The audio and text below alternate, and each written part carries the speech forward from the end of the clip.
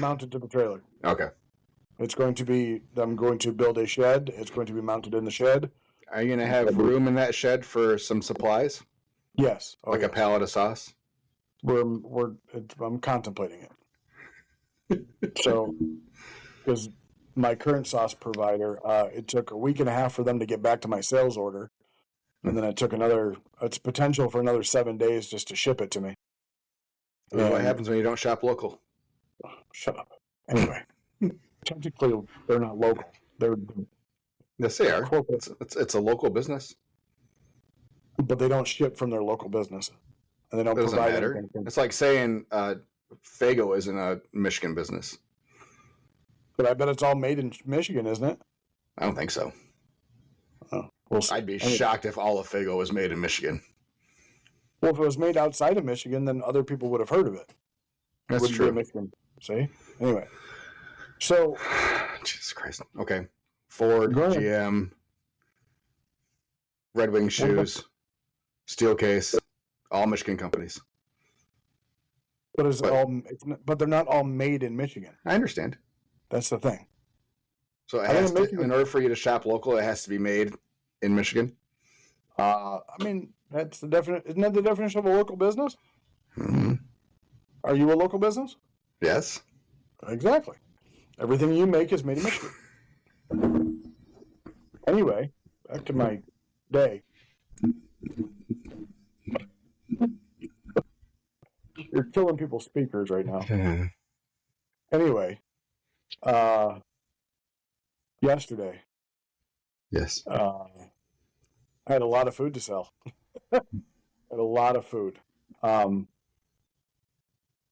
And we sold it all. We sold every last. Was this the same place you were on Saturday? No. Okay. No, this was different event. Okay. Different event. This was our local apple orchard that does hard cider. They do food truck rallies once a month up until August, where they do 2 or 3 a month. It was a barbecue festival, so they had 3 barbecue trucks. And so by sales, we were the most popular. I can't say by lines we were the most popular. So the one guy had a line 40 deep the whole day, but he was also toasting his buns. Well, yeah, I mean, yeah. So I'm thinking it, because I'm not looking out the window, so I don't know if it's taking a long time for him to get his stuff out. There's some people that still, even though they're a barbecue truck, they're still using like a flat top. So they don't have any, like all their pork is not hot, so they'll heat it up on a flat top and do it that way. So their ticket times can still be longer. Yeah. So when I said I had a lot of food to sell, obviously I didn't sell all my food from the day before. So to a point, I mean, I was definitely using stuff that hadn't been opened yet. Right. What I did as an experiment, because I know of places that do this, is all the pork that I took off, I actually wrapped in plastic wrap and then put it in my warmer. And I'll tell you what, when I processed it the next day, it couldn't have been better. I mean, the bark was awesome. There was nothing crunchy or like just dry about it. It was fantastic. So I can see why people do it. I don't know if I would do it and then cool it down and then reheat it, but because I know a lot of people would do that too. Mm-hmm. But yesterday we did our best day ever at like $4,800. That was 10 pork butts, 3.5, 4 briskets, a pan of burnt ends, 20 pounds of wings, 2 packs of sausage. The Priscilla again was a great hit. It was a third special. I can't remember what it was. Yeah, but it was awesome. I mean, we had a line. I mean, balls to the wall the whole day. Awesome, buddy. Good job. It's fucking great. It was just great. Now I'm tired as hell, but now I got to find brisket because I went to Sam's this morning and they didn't have any. GFS probably. They said they ordered a. Well, yeah, but I don't know why, but I don't like GFS. Plus, the brisket prices are higher than Sam's right now, which is weird. No, I'll probably go to Restaurant Depot. Justin says, no, Skippy, his volume is perfect. They can actually hear me today, so fuck you. I was saying when you were hitting the thing on your head. I don't think. Yeah. I think they'll live. Hello. Got it. Hello. Justin also said, have you guys experimented with temps when smoking? I know some out there are temp snobs. He says, I would cook pork hotter, like 275 to 290. Poultry always lower, though. He used to have a reverse flow smoker. Other way around. Hmm. Other way around. I'm the cooking, like 240, 250 for pork. I always think poultry needs a higher temp, but I'm actually, because it's a rotisserie. I'll just go off what I've learned from this so far in the 3 days I've had it or used it. The hot spots, even though it has a fan, the hot spot is at the top, so it's much hotter at the top than it is at the bottom, and so it's still hitting a higher temp and then kind of going down to a lower temp, higher temp, lower temp, even though the fan's pushing it. Which is crazy when you think about the pillars of good barbecue is a consistent temperature. Yeah, and yet there's ones that are designed that you have those big giant variances. It's definitely weird. I think you're talking to two guys that through combined decades of competition barbecue and seeing all the trends of competition barbecue and the ways we cook, from offsets to cans to pellet smokers to gravity feds, back to offsets but hot. Yeah, I would say when I started in 2009, the majority of people were using offsets, and most people were cooking 225 to 250. I know the Grecos did a 24-hour brisket for a season. They also tried a bacon wrapped brisket. The bacon was really good. The brisket not so much. You did bacon cuddled chicken, so sure did, and it was fucking awesome. So I think we've both been kind of everywhere on the temperature spectrum, more or less. I've never gone super hot. So my smoker is, where the temperature probe is set at 260 degrees, which is on the bottom rack. There's not huge variances in it, but the top right hand side is our hotter spots. Top left near where the chimney is the cooler spots. So pork is always to the right in the hotter area. Brisket's always to the left. Chicken will cook on both sides. That all depends on time and how much we have to get through. So if we are short on time and we need to get chicken on and off. Good morning, Mauls, who says hello on TikTok. Sorry if I missed that while you were listening. So yeah, we'll put chicken out on the bottom rack sometimes. Sometimes we'll do that just for a little bit of texture, because we can actually get, it's hot enough down there right on that bottom rack, because that's where the heat's coming up off of, out of the heat transfer tube, that we can actually get skin to crisp down there. That we'll actually get char marks. We'll get the grill marks on the chicken on that bottom rack. So, all right, so that's how I'm wondering if it was hotter than what the temperature gauge would say, because when I took those wings off, they parts of them were, I mean, it was a whole wing, so it was the flat and drummy and the flapper, right? But some of it was crispy. I mean, not dry or not bad crispy, but like when you stab it with a probe, that it'll rip and tear versus be hard and nasty. See, and I think that's a fun part. I'm impressed that you got it and started using it right away. For me, that's a good solid a week's worth of test cooking to try to figure out where stuff is, or at the minimum, a whole lot of biscuits going in it. Throw it on, hope for the best. Yeah. No, I mean, I when I worked with one of our listeners, Bubba, at Lockhart's in Royal Oak, Michigan, we used a rotisserie on a much bigger scale. Don't get me wrong. But, I think I did open the door probably more than I should have, just to make sure that I didn't, and nothing tipped over. Big thing with a rotisserie is make sure you load it right so it doesn't tip. So I guess my other question is, would you invest in some dots, some of the temperature dots that are wireless, so that you can monitor temperature without having to open the doors? So absolutely, yes. Yeah. I've been thinking about Those are those. called dots, right? Isn't it? Are they dot? Like, is it Thermapen that makes them? I don't think they make wireless ones. I've seen them somewhere. I thought that. The meter Yeah. probes are. Yeah. I thought there was. Yeah, I thought there was a different one too, but There's also one called it's called the Therma Pro, the okay. temp spike. Therma Pro I temp spike. think maybe Fireboard has some now. Anyways, Justin also says in quotes down here where we did pit barbecue, putting hickory coals under the pork would raise the temp, and what would happen is it would give the pork a very crispy crust. So yeah, For sure. True, real deal barbecue, cooking over hot coals, directly over hot coals.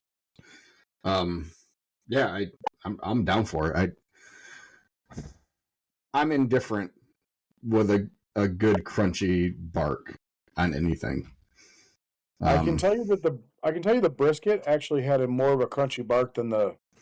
So I cooked the brisket fat side up, and it actually the part that was on the meat side on the grate was a little bit more of a crunchy bark, especially when cutting in through it. Otherwise, I mean, real till everything was okay. Welcome, Casey Carson. Oh, never mind. He left before I got it out. Damn it. Boo. Boo. I didn't want to interrupt you. Yeah, I'm indifferent. Bark has to be perfect for me. I don't like it super crunchy. I don't like digging shit out of my teeth. I can tell you that wrapping the pork in saran wrap still was. I mean, if you get a good food service wrap, yep. Even though a lot of it did leak, like it still leaked out. Yeah, it's not going to be a so what I've also seen is saran wrap and then foil or butcher paper. Yeah, but it was really good. Like it was some of the best pork I think I've ever cooked. It was that good. I was happy with it. Oh, TC on our YouTube. What's up, TC? I want you to think about this for a second, and then I'm going to touch back on the thing that I was giggling about. Yeah, absolutely. This is going to be a longer conversation from TC, I think. And those that are in the chat, feel free to chime in too. TC says, good morning. My wife previously got a portable grill from Walmart, and I've never done charcoal or wood cooking. I got Meathead's grilling book. Any tips on starting out and learning? So you think about that for a second. So when I was previously looking at replacing my smoker, I had stumbled across M Grills. Have you heard of M Grills? Yeah. And I was looking through their capacity on their 15-foot 4-door 16-rack smoker. Oh, the big one, the $29,000. So when you're looking at the capacity, a lot of people will do, it holds this many butts, it holds this many shoulders, it holds this many. So you can tell they're from Texas.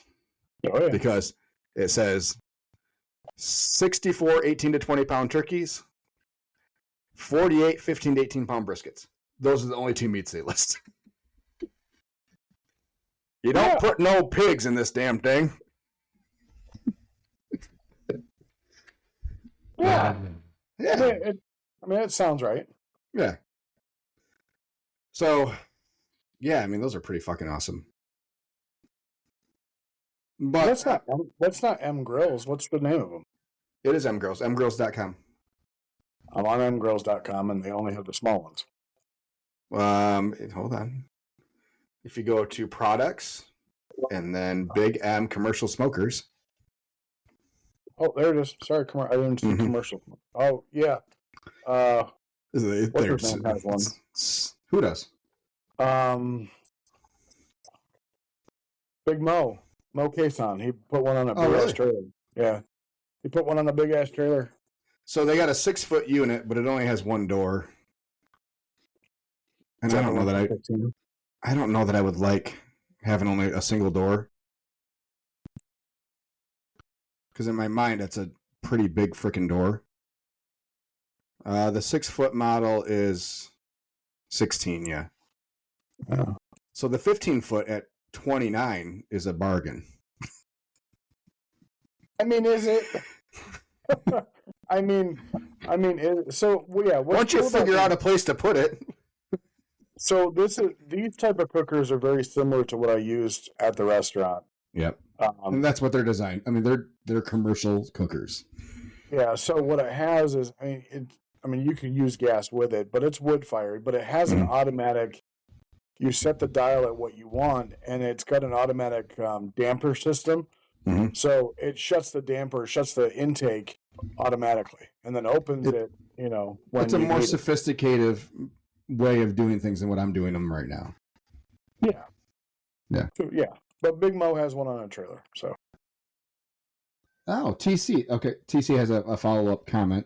He said, sorry for the noob question, LOL. No problem. All questions are welcome. He says, also, I just had Skippies for the first time yesterday. Oh. The brisket sandwich and mac and cheese were delicious. Awesome. Thanks, TC.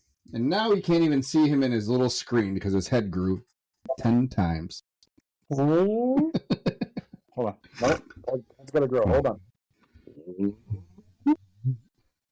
You look like Kevin James there for a second.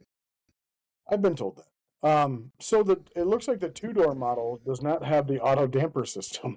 And it's 9 feet long. So there's no way it's going on the trailer at 9 foot. No. So, yeah, 6 foot would be the only option for a trailer mount. Oh, keep in mind a 3% processing fee is applicable on all credit card orders. I'll drop off cash. Anyway, so the one that I got that retails for $3,000 or $23,000. Yeah, I got it for $7,000, and it's paid for itself over and over. Yeah. It won't be, and honestly, it probably won't be something that I'll use every day or all week, or I may not even fire it up.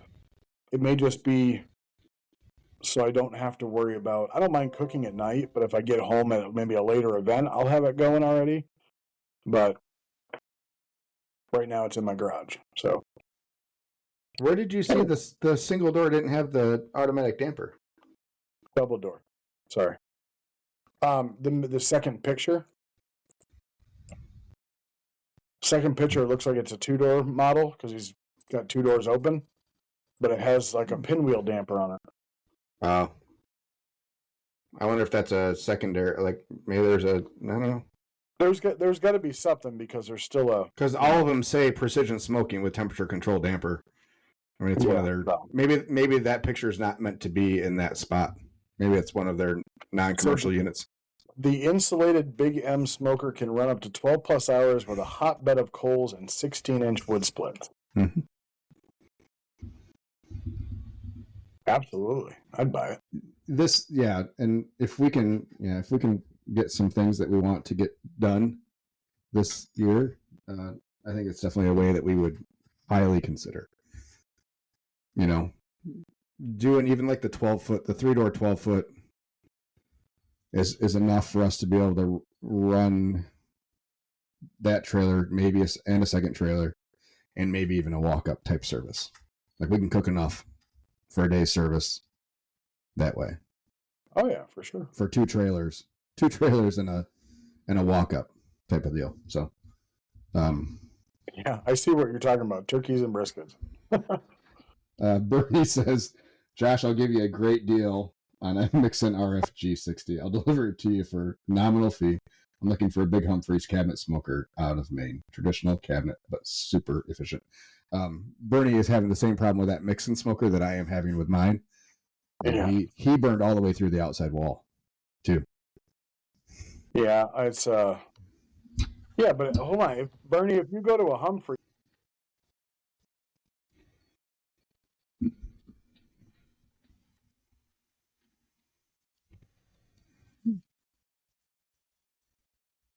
You've looked perfect the whole time. I'm getting a spinning wheel every once in a while. I don't know if. No, all right. You're going to have an issue. I'm going to tell you right now. So if I have a phone call coming in, it drops me off the app for a second. And now I just started recording again like 15 seconds ago. All right. But anyway. I think you'll be fine. All right. Anyway, so a Humphreys is just like a backwoods. So you're going to have to figure out how to not burn through that too, because it's very thin metal on interior and exterior. So FYI there, Bernie. But if it's is that does that have any? Is that more of a convection though that it's set up for that kind of heat movement? It's a reverse flow. It's reverse flow insulated. So the So heat comes up the walls and then comes out through the top and then goes down and then goes out through.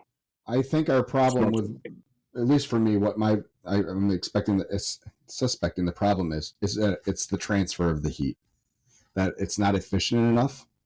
So that fire in that firebox is get so damn hot in order for enough heat to get through, that it just burns out. And doing that for extended periods of time is what burns it out so fast. So I think that's the problem. If there was some sort of electric draft to pull through, I think it would be less of an issue. FYI, ThermoWorks does not have a remote or wireless temp probe. It's ThermaPro has the temp spike. Okay. So I get back to TC and his starting out. So you said portable grill. Are you talking just like a Weber charcoal grill? I'm assuming, since you said charcoal, so I'm assuming it's that kind of. It's the semi-circular or circular kettle with charcoal underneath and a big dome top. You've never done charcoal or wood cooking. Boy, welcome, man. It's going to be fun. So the first thing you need to do is get yourself a good chimney, because that's the biggest part of people's complaints with charcoal over propane is that it takes too long to get ready. So before you start seasoning meat or prepping any meat or anything like that, fill that chimney up, put a wad of paper towel underneath it, and light it. So yeah, we're on the right path. Okay. So yeah, get that chimney rolling. And then go and, let's say, burgers. Prep your burgers. That'll be the quickest way. Those coals will be ready when you get back out. Just dump them in and you're ready to go. So if you're doing small cuts like that, there's really not a huge learning curve between that and propane. Outside the flavor's going to be way better. You're probably going to end up with more hot spots than you do on a propane grill. It's harder to control the temperature. You're going to get flare-ups. So you're going to get that Burger King flame broiled kind of thing.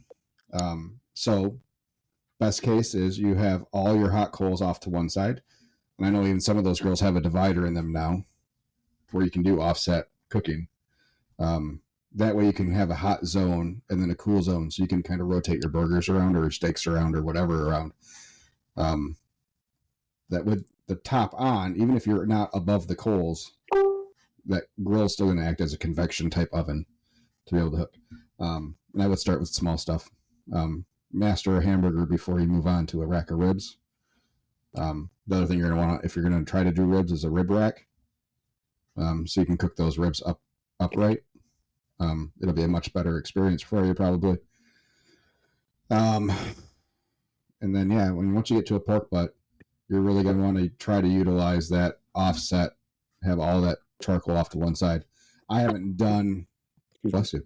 Sorry. I haven't tried to do anything like a pork butt on a Weber kettle in a long time.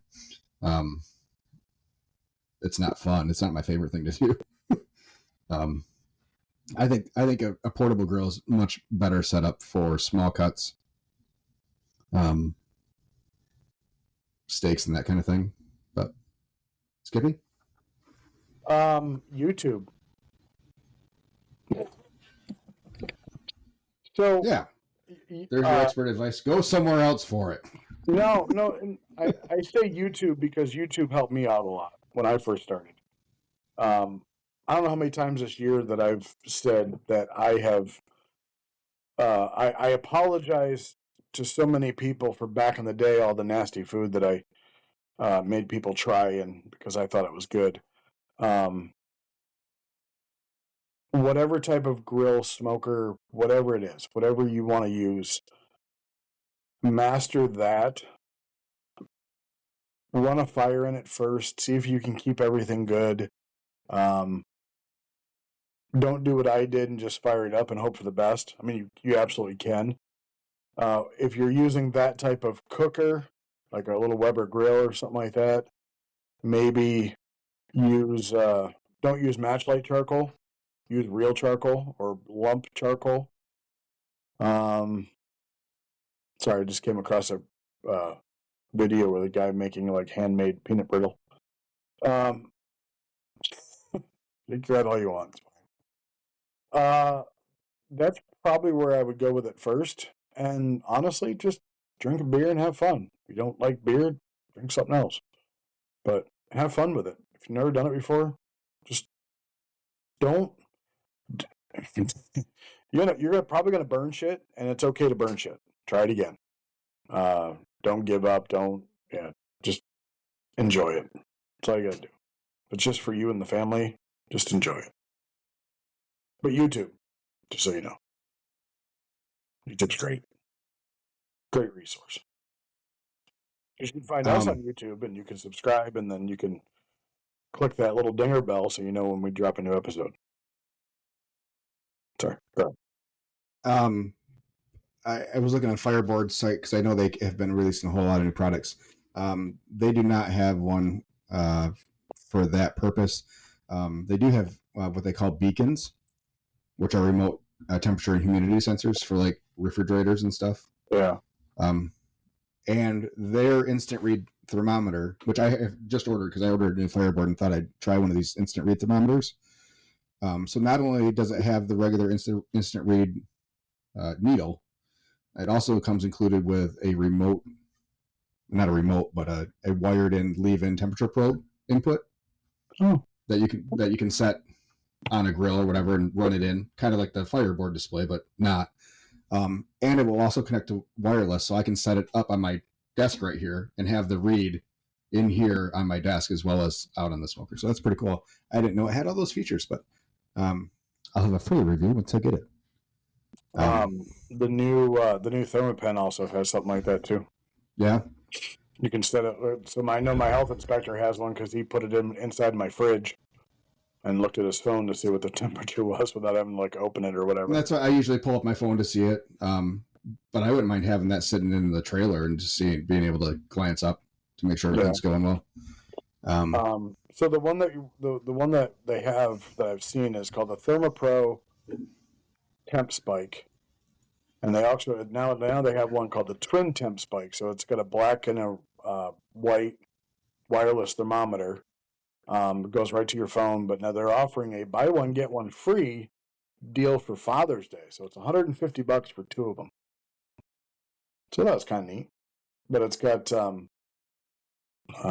can't share my screen, so. But yeah, I would take a look at that. Buythermapro.com. Okay. Bernie says they have a few restaurants up here that have been using the Humphreys that he's been chatting with.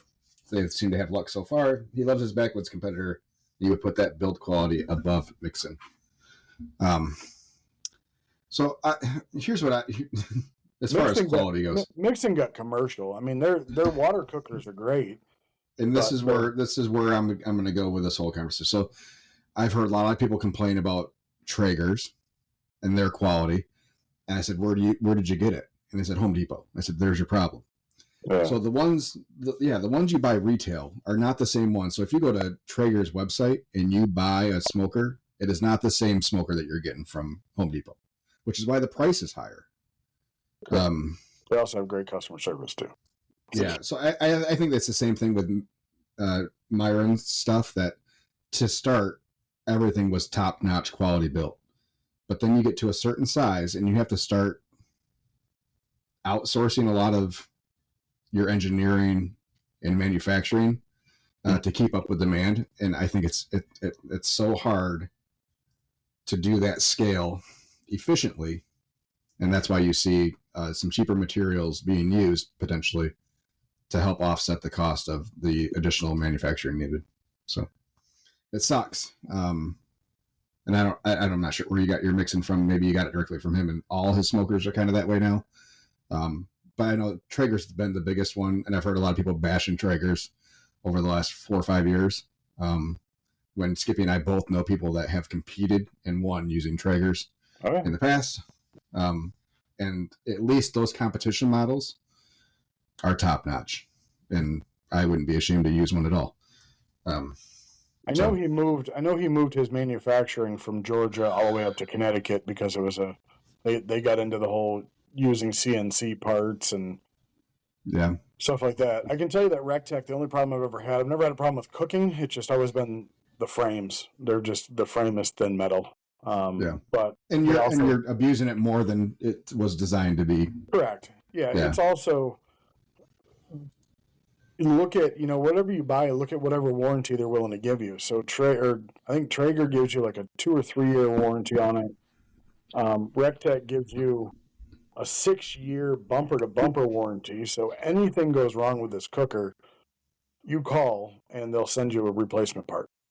So I had 2 frames go bad. They sent me 2 new frames.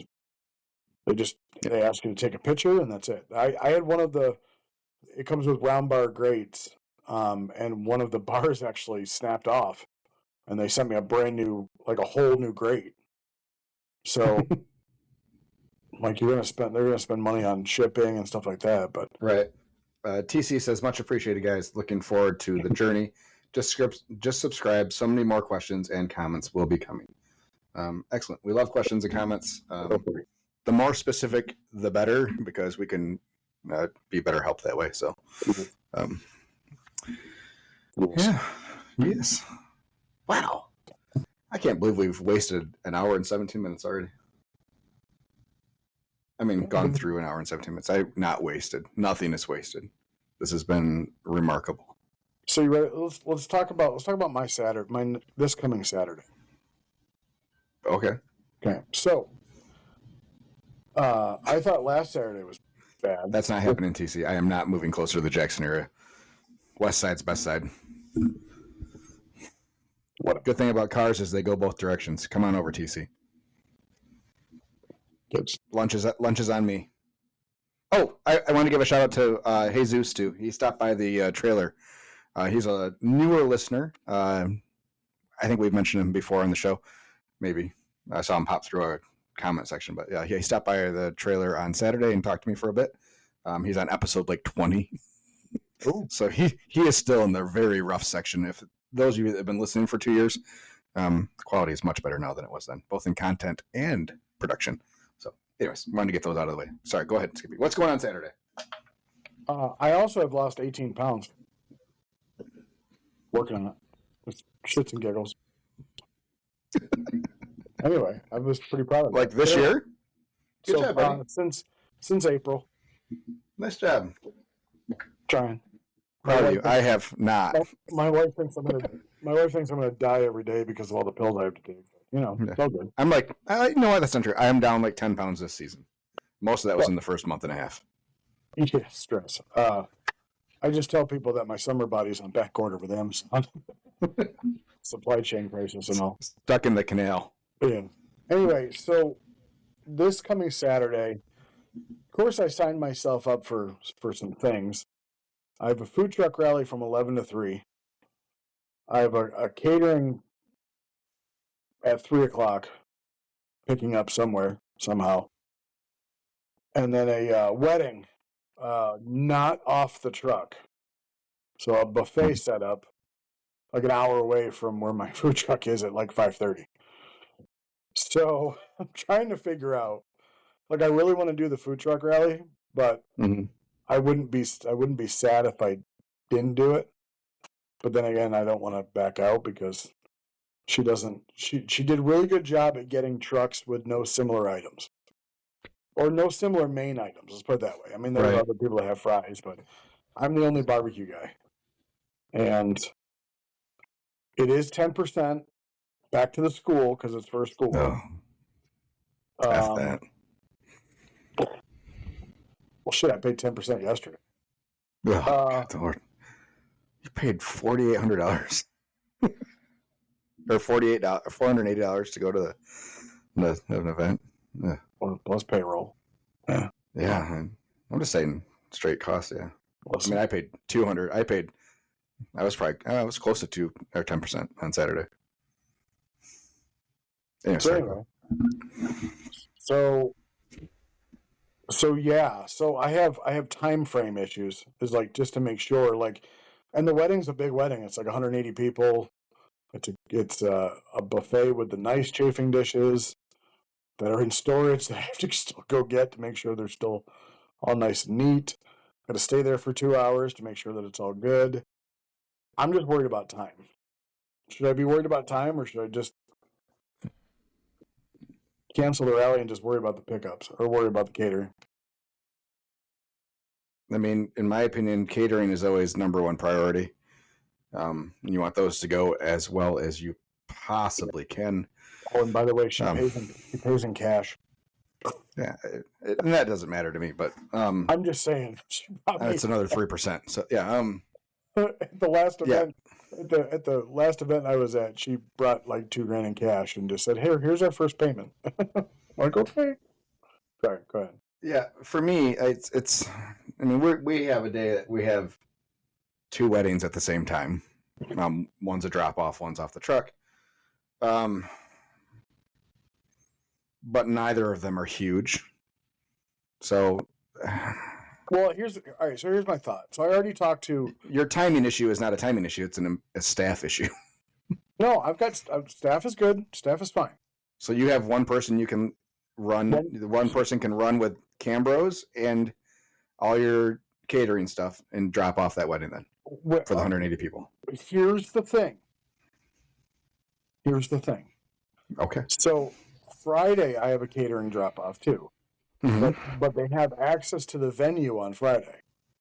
So I was going to go out there and set up all the buffet dishes and everything, and then just roll in hot with the trailer, and just not serve off the trailer, but use the trailer as my mobile command center.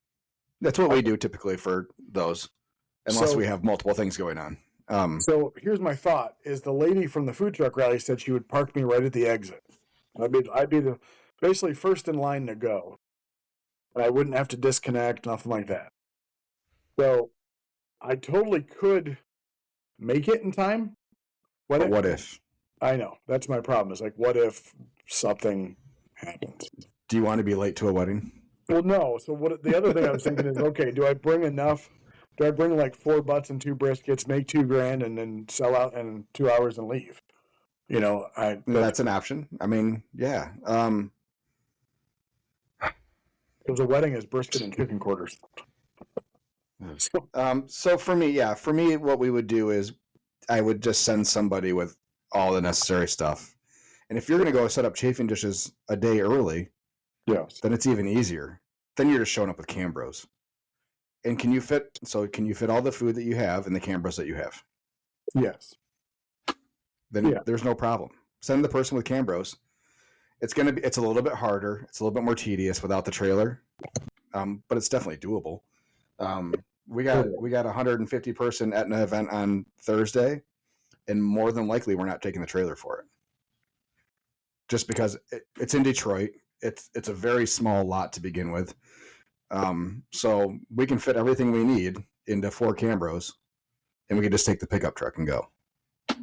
You know? Yeah. And it's a little bit harder to do, like, so we do bun we have bun baskets that we put our buns in, you know. So doing that kind of stuff is a little bit more tricky. Yeah. Because we're doing it out of the side of the truck. It's a little wonky, but definitely doable. And that's what I would do. I would maximize your ability to make money that day and send somebody to go do the catering without you. And you stay and do whatever you need to do. And then when you're thinking about your schedule next year, you'll remember this day. And like, you either said, you know what, we did it okay, we can do it again. That's not a big deal. Or you'll scale back and figure out what you want to accept and what you don't want to accept. So my list of festivals that we're willing to do is very small right now. So once I have those on my calendar, right now, that's all we're doing on those days. Because for me, it's too much.